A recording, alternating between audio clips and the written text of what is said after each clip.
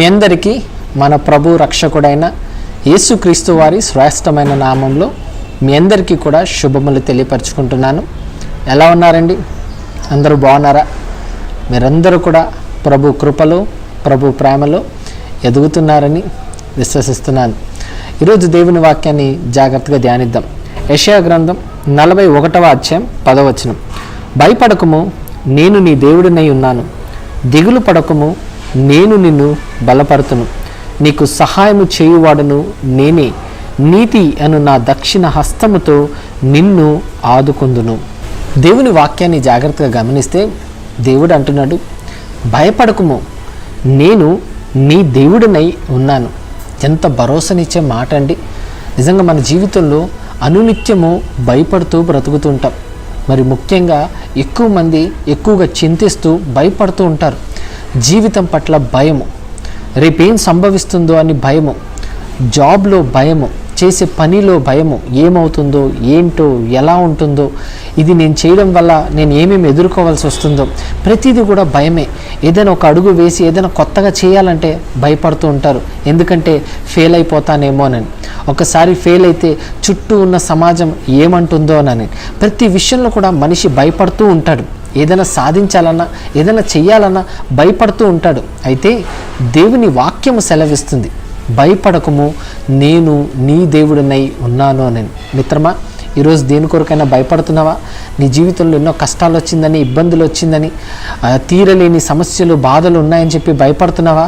దేవుని మాట చూడు, ఆయన బలపరుస్తున్నాడు నేను. దేవుని వాక్యాన్ని ఇంకా బాగా ధ్యానిస్తే, దిగులు పడకము, నేను నిన్ను బలపరుతును అనే మాట బైబిల్లో కనపడుతుంది. మనల్ని బలపరిచేది దేవుడు, సహాయం చేసేది దేవుడు అండి. ఆయనే నీకు సహాయం చేయవాడును నేనే అనే వాక్యం సెలవిస్తుంది. మీరు బాగా బైబిల్లో చూడండి, రెడ్ సీ దగ్గరకు వచ్చారు, ఎర్ర సముద్రం దగ్గరికి ఇజ్రాయెల్ జనాంగం వచ్చారు. తర్వాత అనుకున్నారు, ఇంతే, ఇది డెడ్ ఎండ్ అని అనుకున్నారు, అయిపోయిందని అనుకున్నారు. వెనకాల ఈజిప్టు ఫరో మనుషులు సైన్యం అంతా కూడా వస్తుంటే డెడ్ ఎండ్ అయిపోయింది, ఇంకేం లేదని అనుకున్నారు. కానీ ఆ డెడ్ ఎండ్ అనుకున్న దానిని దేవుడు మార్గం తెరిచి సముద్రాన్ని చీల్చి ఆ సముద్రం మధ్యలో నడిపించాడు. ఇప్పుడు చూడండి, ఈ మాటను ఒక్కసారి ధ్యానించి ఆ సందర్భాన్ని మీరు ఒకసారి ఆలోచించండి. దిగులు పడకము, నీకు సహాయం చేసేవాడిని నేనే, నిన్ను బలపరచువాడిని నేనే, నిన్ను ఆదుకున్నవాడిని నేనే అన్న మాటలన్నీ ఒక్కసారి జ్ఞాపకం చేసుకోండి. ఏ విధంగా ఇజ్రాయెల్ జనాంగాన్ని దేవుడు ఆదుకున్నాడో ఈ మాటలన్నీ మీకు అర్థమైతే ఈరోజు నీ లైఫ్లో కూడా నువ్వు అనుకుంటున్నావేమో, నాకు డెడ్ ఎండ్ వచ్చేసింది, నాకు మార్గం ఏమీ కనపడట్లేదు, నాకు ఎట్టెళ్ళాలో తెలియట్లేదు, అంత అయిపోయింది అని నువ్వు అనుకుంటున్నావేమో. దేవుడు అంటున్నాడు, నా దక్షిణ హస్తము నిన్ను నేను ఆదుకొందును అని. కాబట్టి ఆయన హస్తం మన మీద ఉంది, అది మనం మర్చిపోకూడదు. ఆయన ప్రేమ చాలా గొప్పదండి. ఎంత గొప్పదనంటే ఆయన మన పాపాలని క్షమించేంత గొప్ప ప్రేమ యేసుప్రభు దగ్గర ఉంది. ఆయన హస్తం మన మీద ఉంటుందంట. ఆ హస్తంతో మనల్ని ఆదుకుంటాడు, ఆ హస్తంతో మనల్ని నడిపిస్తాడు, బలపరుస్తాడు, సహాయం చేస్తాడు. కాబట్టి ఎప్పుడు భయపడకండి. దానియేలు గారిని ఒకసారి ఆలోచించుకోండి, సింహపు బోన్లో పడేశాడు. వాస్తవంగా ఆలోచిస్తే ఆ సింహం అంతా కూడా ఆకలితో ఉన్నదంటండి. ఆకలితో ఉన్న సింహపు నోర్లను దేవుడు మూయించాడు. అంటే సహాయం చేయలేదా దేవుడు? బలపరచలేదా దేవుడు? దానియేలు గారిని బలపరిచాడు, సహాయం చేశాడు, ఆదుకున్నాడు, నడిపించాడు. ఈరోజు అదే దేవుడు నీకు కూడా ఏం చెప్తున్నాడో తెలుసా? నేనే నిన్ను ఆదుకుంటాను, నేనే నీకు సహాయం చేస్తాను, నేనే నిన్ను నడిపిస్తాను. కాబట్టి నువ్వు భయపడొద్దు, దిగులు పడొద్దు. ఎన్ని సమస్యలు ఉన్నా, ఎన్ని ప్రాబ్లమ్స్ ఉన్నా అన్నీ కూడా నువ్వు పక్కన పెట్టు, నా వైపు చూడు, ఆదుకొని వాడిని నేనే అని అంటున్నాడు. కాబట్టి ధైర్యంగా ఉండండి మిత్రమా, భయపడకండి, ఏడవకండి, కృంగిపోకండి, దిగులు పడకండి. దేవుడు మనకు తోడుగా ఉన్నాడు. ఈరోజు ఆయన వాక్యమే సెలవిస్తుంది, నేను మిమ్మల్ని ఆదుకుంటాను, నా దక్షిణ హస్తం మిమ్మల్ని ఆదుకుంటుంది, కాపాడుతాను, దిగులు పడకండి, నేను మిమ్మల్ని నడిపిస్తాను, మీకు సహాయం చేస్తాను అని దేవుని మాటని సెలవిస్తుంది. కాబట్టి ఆ మాటల్ని బట్టి ధైర్యం తెచ్చుకొని దేవుని కొరకు గొప్పగా బ్రతకండి. కళ్ళు మూసుకోండి, చిన్న ప్రార్థన చేసుకుందాం. పరిశుద్ధుడా, మహోన్నతుడా, మీ ఘనమైన శ్రేష్టమైన నామానికి వందనాలు దేవా. మీ వాక్యంలో సెలవిచ్చిన విధంగా భయపడకము, నేనే నీ దేవుడనే ఉన్నాను అని మీ మాట చొప్పున తండ్రి మేమందరం కూడా ధైర్యం కలిగి నివసించుటకు మీరు కృప చూపించండి.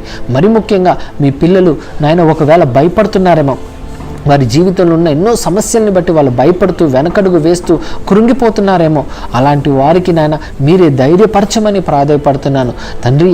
మీరు మా దేవుడై ఉన్నాడు, అది చాలా గొప్ప భాగ్యము దేవా. మీరు శక్తిగల దేవుడు తండ్రి, సర్వశక్తిమంతుడివి నాయన, అది మేము నమ్ముతున్నాము, విశ్వసిస్తున్నాము. అంత గొప్ప దేవుడైన నిన్ను మేము కలిగి ఉన్నాము కాబట్టి మేము భయపడక జీవించే కృపను, భాగ్యాన్ని దయచేయండి తండ్రి. ఆదుకునేది నేనే, సహాయం చేయువాడు నేనే, నా దక్షిణ హస్తముతో ఆదుకొందునని నీ మాట సెలవిచ్చిన విధంగా మీ పిల్లల పట్ల నీ దక్షిణ హస్తము ఉంచండి దేవా. దక్షిణ హస్తాన్ని ఉంచి తండ్రి, స్వస్థత లేని వారికి స్వస్థత, గర్భఫలం లేని వారికి గర్భఫలము, ఉద్యోగం లేని వారికి ఉద్యోగము, ఇంకా ఎన్నో ఇబ్బందులతో సమస్యలతో బాధపడుతున్న వారందరికీ విడుదల, అదేవిధంగా ఆర్థిక సమస్యలతో ఉంటున్న వారికి మీరు విడుదల దయచేసి వారిని ఆదుకొని కాపాడి నడిపించమని ప్రార్థిస్తున్నాను దేవా.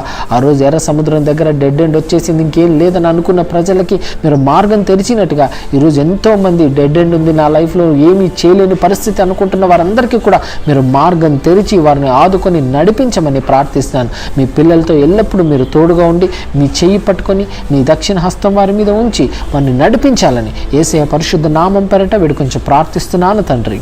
ఆమేన్. అందరికీ ప్రభు పేరట వందనాలండి. Thank you so much. God bless you all.